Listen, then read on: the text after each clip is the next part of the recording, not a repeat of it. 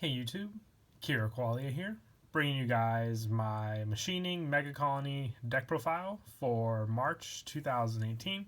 I actually picked this deck up off of a friend the other day when we were hanging out.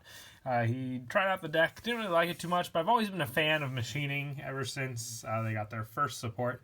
And with the new support, just makes the deck so much better since they got some of the really good stride support to help the deck along. So I thought I'd bring you guys a deck profile. So let's go ahead and get started.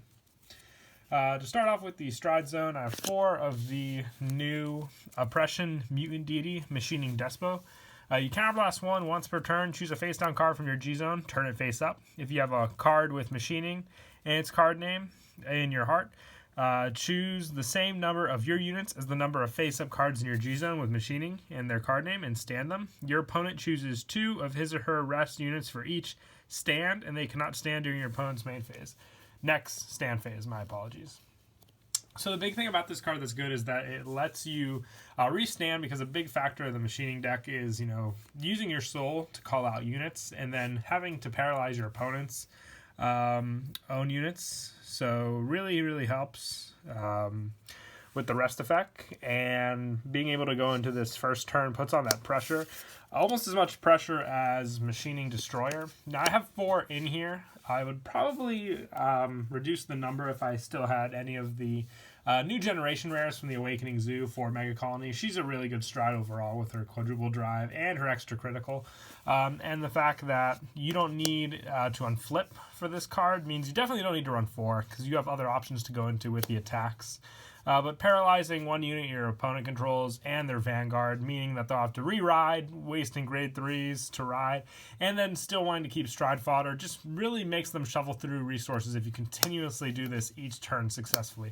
The only thing you need to get this off successfully is to have rear guards, which with this deck, it's very easy to accomplish. And I also run 2 Stun Beetle, just for more Vanguard stun options. The same with the Obertyrannus. Might even take out 1 more of the Destroyers for a second Obertyrannus. Like I said, it all depends on play styles, but having Megacolony stride options with machining just really help the deck overall. And also one of the Generation Break 8, with the unflips you do with the first stride I showed, you can get this really fast. Same with the G-Guardians. 2 Morphosian, the easiest Megacolony G-Guard to get plus 10k power. Grisfort is for the back row stopping for your opponent. And the 1 Relish Lady, too good for getting resources back when making your opponent rest their units. And that is it for the stride zone. We'll move on to the main deck. I run 4 of the new Machining Beat Atlas. This is the grade 3 that they got from when you stride over it. You counterblast 1 when your G unit with machining in its original card name stride. You may pay the cost. If you do, choose up to 2 grade 1 or greater cards from your soul with machining in their card name. Call them to separate rears as rest.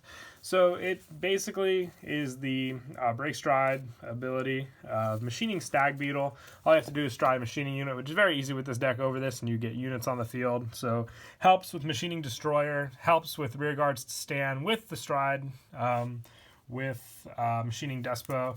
And Generation Break 2, at the end of your turn, choose up to 2 cards in total with machining in their card name from your rear and hand and put them into your soul. If you put 1 or more cards, draw a card, and if you put 2 or more, you countercharge.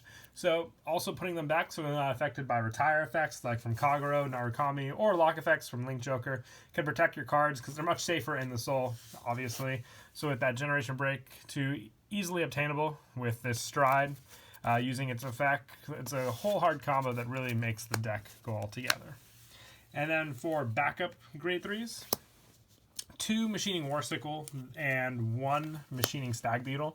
I like this lineup just because for the grade lock game, if you can't use Generation Break, or if you choose to run Zoa in the stride zone, you can have these to rely on. Warsicle's really good, like I said, if your opponent's playing the grade lock game and you can't basically use your GB effects. If you don't want to run Sea Breeze, you ride this, call out units, and you build up your field. And the Warsicle, same aspect, just for the Vanguard lock. If they're choosing to stay at grade 1, in those situations, this guy can still hold some pretty good pressure with the limit break. And then for grade 2s, I run 4 Machining Tarantula. This is a great pressure card early game because as the Vanguard or Rearguard effect, Counterblast 1 Machining. When this unit attack hits a Vanguard, if you have a Megacolony Vanguard, you may pay the cost. If you do, choose one of your opponent's Rearguards, and that unit cannot stand during your opponent's next stand phase. Great pressure, like I said, especially ride, because your opponent's either going to have to take this and then suffer either their starter or another Rearguard they called not standing. Way too good. And 4 of the new Machining Princess. With this, it's a rest this unit effect. Choose one of your units with machining its card name. It gets plus 3,000 to the end of the turn with the stride. You can just restand this and still benefit from the plus 3 if need be. And it also has Generation Break 2, Counterblast 1, stand this unit until the end of the turn. It gets at the end of the battle that this unit attacked a Vanguard. If the number of your opponent's stand units is 0, choose one of your other rear guards and stand it. So you also have pressure power with that effect. Just remember the once per turn, so you'll only be able to benefit it from the once. And if they attack the Vanguard already, and you restand and you haven't made use of this, you'll lose out on that skill. And to finish up the grade 2s, I run 4 Machining Mosquito MK2. During your turn, if you have a Vanguard machining its card name, all your opponent's Vanguards and Rearguards are rest. This unit gets plus 2,000, and when this unit attacks, hits a Vanguard, choose one of your other Rearguards, stand it, choose up to one of your opponent's Rearguards, and it cannot stand. So kind of a give and take with this unit as well. Kind of like the stride, but easy pressure because it also doesn't take up a counterblast. The rest all effect is very easy to use with your opponent. And moving on to grade 1s, 4 Machining Tardigrade. We haven't had a Machining Perfect Guard, which I think is great. We finally got one. We had Machining Ladybug, which was a quintet wall, not the same. So happy we have this now. It's a generic Perfect Guard Sentinel, and you choose a card from your hand. When it's placed, all you have to do is choose a Machining Vanguard, which is very easy. It cannot be hit till the end of the turn. And when this unit is retired from the guard circle, you may soul charge 1, building up your soul for other machining effects. And also 4 Machining Leafy. From the hand, if you have a Vanguard Machining, this card may be discarded as a grade 3 or you're paying the cost for stride. Once again, easy stride fodder. And you Soul Blast 1 when this unit is discarded from the hand for the cost of a stride. If you do, choose one of your opponent's rear guards. They cannot stand during the next stand phase. So that Soul Charge, being able to go for the stride cost and then locking down your opponent all in one card, it's pretty awesome. I'm glad if they got a stride fodder like Battle Sisters did. It was something like this. And also 4 Machining Caucasus.